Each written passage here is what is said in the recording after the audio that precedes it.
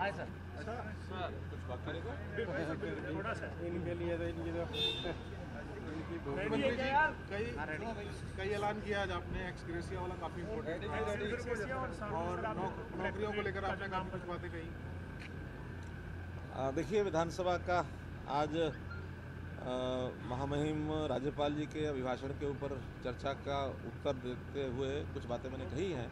उसमें से एक विषय था कि जो अभी तक कलेक्टरेट इस नाम से प्रचलित शब्द था, उसको फेयर वैल्यू रेट इस नाते से एक नाम की संज्ञा दी है, ताकि लोगों को ये लगे कि ये फेयर वैल्यू है, न ये मार्केट रेट से बहुत ऊपर तो हो ही नहीं सकता, उससे कम भी बहुत ज़्यादा नहीं है।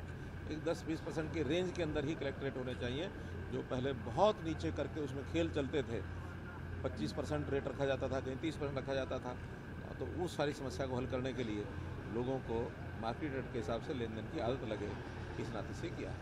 और दूसरा, एस ग्रेशिया में जो 2006 में पहले पॉलिसी बनाई गई थी, उसको हमने थोड़ा बदल करके अब केवल सैलरी नहीं तो दोनों प्रावधान किए हैं कि 48 साल से पहले अगर किसी कर्मचारी का देहांत होता है तो उनके परिवार के लोग नौकरी भी ले सकते हैं, या जैसे पहले उनको सैलरी मिलती थी वो सैलरी भी ले सकते हैं, क्योंकि बहुत बड़ी मांग थी कि आगे नौकरी देने का प्रावधान दोबारा से शुरू किया जाए। ये हमने आज घोषणा कर दी। सर, इसके अलावा आपने जैसा कि विपक्ष ने आरोप लगाया, कई धान की खरीद को लेकर आपने बाकायदा किसानों के नाम और डिटेल्स के साथ जानकारी दी है, क्या कहना चाहेंगे सर इन आरोपों को, खासकर कुछ ऐसे आरोप जिनको और जवाब फैक्ट्स नहीं था विपक्ष के पास मौजूद नहीं होना, इसको आप कैसे देखते हैं? देखिए, तथ्यहीन कोई भी जो इस प्रकार की बातें की जाती हैं वो हाउस को तो पता लगता ही लगता है, जनता को भी पता लगता है कि तथ्यहीन बातें की जा रही हैं। अब वहाँ चूँकि विधानसभा में आकर के और केवल मीडिया के माध्यम से हम जनता को बरगलाने के लिए कुछ भी कह दें, उचित नहीं है। और मैं धन्यवाद करूंगा आप लोगों का कि आप लोगों ने भी जो सारे विषय हैं उनको ठीक से जनता को के सामने रखा है, सबको दिखाया भी है, छाप करके भी सबको बताएंगे। उन्होंने कहा कि बाजरे का जो रेट है, बाजरे की जो तय किया गया कैप, वो 4 क्विंटल का पर एकड़ तय किया गया। हमने बताया उनको कि 8 एकड़ का तय किया, उसमें नहीं माने। आज हमने उन्हीं के ज़िले में, यानी नेता प्रतिपक्ष के ज़िले में नाथुपुरी चौपटा की जो मंडी के अंदर बाजरे की खरीद हुई है, उनको उदाहरण समेत बताया कि इन सब किसानों ने प्रति एकड़ 8 क्विंटल का जो बाजरा बेचा है, उनके नाम सहित सब कुछ बताया है। तो इसलिए कोई चीज़ तथ्य से परे ये कभी भी विपक्ष को नहीं बोलना चाहिए, क्योंकि इससे उन्हीं की हानि ज़्यादा होती है। आज ठीक है, उनको सदन में रहना चाहिए था नेता प्रतिपक्ष को, लेकिन किसी की कोई मजबूरी हो इसके ऊपर मुझे टिप्पणी नहीं करता। कभी मानो कहीं जाना भी होगा। आज आपने सदन में भी कह दिया जी लोकसभा और विधानसभा चुनाव, थोड़ा बता दीजिए। मैंने पहले बताया और मैं फिर बता रहा हूँ कि विधानसभा और लोकसभा चुनाव एक साथ नहीं होंगे, अपने अपने समय पर होंगे। बीएससी की मीटिंग के अंदर ये बात उठती है कि सदन को बढ़ाया जाए, लेकिन आज सदन के अंदर देखें तो विधायकों की संख्या जो है वो विपक्ष के विधायकों की संख्या 13 के लगभग थी। दूसरी मीटिंग के अंदर बात करें, सत्ता पक्ष के कहें तो 24-25 के लगभग विधायक थे। कोई रुचि नहीं थी विपक्ष के विधायकों की, और ना उन्होंने कोई बढ़ाने की बात कही है। बल्कि हमने इतना ज़रूर उस समय आपस में मिलकर के किया कि एक दिन का सत्र जो 2-2, 3-3 दिन की छुट्टियों के बाद रखा हुआ है, उसको इकट्ठा करके और डबल सिटिंग करके, जैसे आज ही 2 सिटिंग की है तो उसमें से एक दिन बचता है। ऐसे इसी प्रकार से 26 तारीख को भी 2 सिटिंग होंगी, एक दिन उसमें बचता है। तो जितनी सिटिंग विचार की गई थी वो सब बिजनेस एडवाइजरी कमेटी में उनके ऊपर ही काम चलेगा। विपक्ष के लोगों से मेरा निवेदन है कि वो उपस्थित रहना चाहिए और जनहित की बातें अगर उनको कोई ध्यान में आती है ज़रूर उठाएं। हमको बताने बजट जो है वो आने जा रहा है, अगला जो सत्र है वो सीधा बजट पेश 2019-20 का आपकी सरकार करेगी। आपका आखिरी जो है ये बजट होगा इस कार्यकाल का, तो कैसा बजट जो वो आप प्रदेश को देने वाले हैं सर? किस तरीके की उम्मीद हरियाणा के लोग आपसे करें इस आखिरी बजट? देखिए, हमारा हर बजट, चाहे पहले वाले बजट है चारों, चाहे आखिरी बजट ये होगा।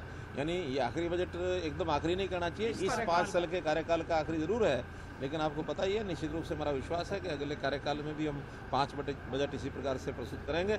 और हमारा बजट हमेशा जनहित का बजट रहता है, गरीब का कल्याण हो, किसान का कल्याण हो, और उस प्रकार से हमने अंत्योदय के नाते से हमारी जो एक नीति है, हमारा जो एक कमिटमेंट है कि समाज का जो गरीब वर्ग है, अंतिम वर्ग है, जिसको सुविधाएं कम हैं, उसको कैसे ज़्यादा ज़्यादा सुविधाएं मिलें, इस प्रकार की योजना हमारी रही। मुख्यमंत्री जी, आज आपने पाकिस्तान का जो पानी को लेकर कई तथ्य पेश किए और शहरी और ग्रामीण क्षेत्र के युवाओं के लेकर जो बात कही जा रही थी, कई इंपॉर्टेंट फिगर आपने दिए हैं सर। इस भर्ती प्रक्रिया के बारे में आप क्या कहना चाहेंगे? मैंने बताया कि एकदम जो हमने आंकड़े लिए हैं उसमें दोनों बातें विपक्ष के जो नेता ने उठाई, दोनों ही गलत बातें हैं। उन्होंने कहा कि 10वीं और 12वीं के लोगों को नौकरी ना मिल करके और बहुत ज़्यादा पढ़े लिखे लोगों को मिल गई। 10वीं और 12वीं के लिए भी 10,000 से ऊपर नौकरियां इनको मिली हैं। कोई लगभग 8,000 लोग ऐसे हैं जो 12वीं से ऊपर के हैं। तो इस नाते से कोई हायर कैप किसी भी नौकरी के लिए नहीं लगाई जा सकती। लोअर कैप लगाने का तो प्रावधान सब जगह है कि मिनिमम क्वालिफिकेशन ये चाहिए, लेकिन किसी नौकरी के लिए मैक्सिमम क्वालिफिकेशन क्या होगी ये कभी ना तय की जाती है ना होगी। केंद्र बोल रहा है कि पानी रोकेंगे पाकिस्तान का, कैसे रोकेंगे सर? कुछ साधन तो है नहीं रोकने का। पानी की बात देखिए, ये प्रावधान जितने भी किए जाएंगे वो सोच समझ के किए जाएंगे। अभी जैसे आज एक हमको जानकारी मिली है कि रावी डैम की एक ट्रिब्यूटरी है ऊज नदी है, उस नदी के ऊपर बहुत बड़ा डैम बनाने की बात की घोषणा की है, जिसके ऊपर 6,000 करोड़ रुपया लगा करके उसको अब किसी प्रकार का जो पहले वाटर ट्रीटमेंट जो ट्रीटी हुई है उस ट्रीटी को दरकिनार करते हुए और ऊज के ऊपर जो अभी तक रोका जाता था उस डैम को बनाएंगे और उस डैम के बनने के बाद पर्याप्त पानी जम्मू कश्मीर को भी मिलेगा और पर्याप्त पानी पंजाब को भी मिलेगा। और शाहपुर कंडी का जो योजना का काम है वो शुरू हो चुका है। अब इन सब बांधों के कारण से या जो डैम बनेंगे इसके कारण से जो पानी की उपलब्धता होगी उसमें निश्चित रूप से पंजाब का रुख भी थोड़ा सा मुझे लगता है कि हमारी फेवर में ये रहेगा कि अब वो ये नहीं कहेंगे कि हमारे पास पानी की कमी है। पानी उसमें से संभावना एसवाइल में पानी मिलने की ज़्यादा बन रही है, तो निश्चित रूप से उसका लाभ कुछ विधायक आपके संपर्क में है, उस दिन कोई ज्वाइनिंग वगैरह हो सकती है? आपका सदन में कॉन्फिडेंस देखकर ऐसा लग रहा है 25 तारीख को जिस तरह से अमित शाह आ रहे हैं तो उस तरह से देखिए, कुछ बातें संगठन लेवल की होती हैं, पार्टी की होती हैं, ये बात पार्टी अध्यक्ष से करें तो ज़्यादा अच्छा है। सर क्या कुछ रहेगा उनके दौरे में? आप